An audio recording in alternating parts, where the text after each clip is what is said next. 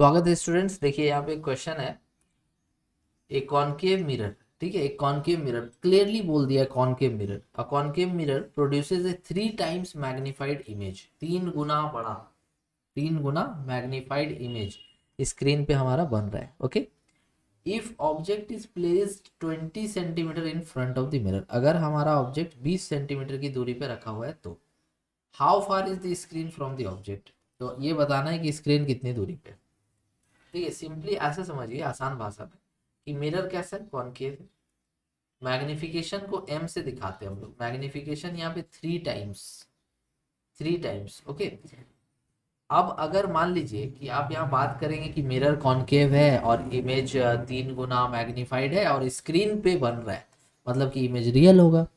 और जो जो जो इमेज को स्क्रीन पे बना सकते हैं वो रियल होता है। ठीक है, सो रियल जो होता है वो इन्वर्टेड भी होता है। सो रियल जो होता है वो इन्वर्टेड भी होता है। दैट मीन्स कि हमारा इमेज रियल और इन्वर्टेड है। दैट मीन्स कि मैग्निफिकेशन 3 नहीं होगा, -3 होगा।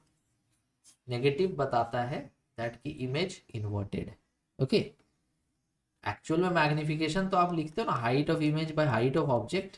तो इसमें अगर आपका ऑब्जेक्ट मान लीजिए कि प्रिंसिपल एक्सिस से ऊपर है और इमेज उल्टा बना है, मतलब कि प्रिंसिपल एक्सिस से नीचे है, तो हाइट ऑफ ऑब्जेक्ट तो पॉजिटिव होगा, बट हाइट ऑफ ऑब्जेक्ट तो पॉजिटिव होगा, लेकिन हाइट ऑफ इमेज तो नेगेटिव होगा ना। दैट मीन्स कि मैग्निफिकेशन आपको नेगेटिव लेना है। सो मैग्निफिकेशन -3 होगा, ठीक है, ना कि +3 होगा।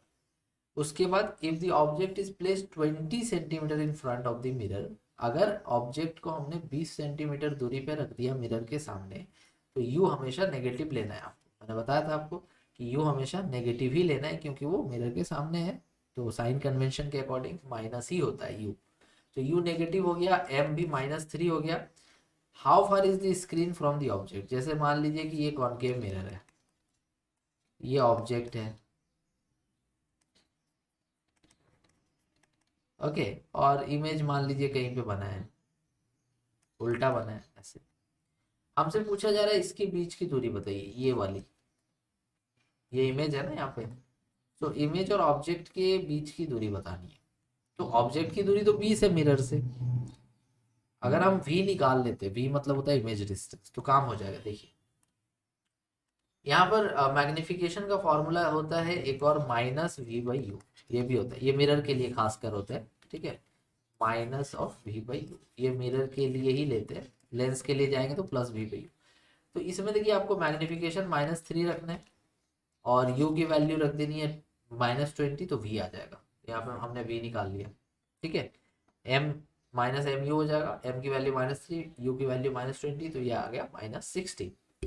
चलिए ठीक है, मतलब कि इमेज की दूरी यहाँ से 60 है और ऑब्जेक्ट की दूरी यहाँ से मिरर से 20 है, तो इसके बीच की दूरी 40 हो जाएगी।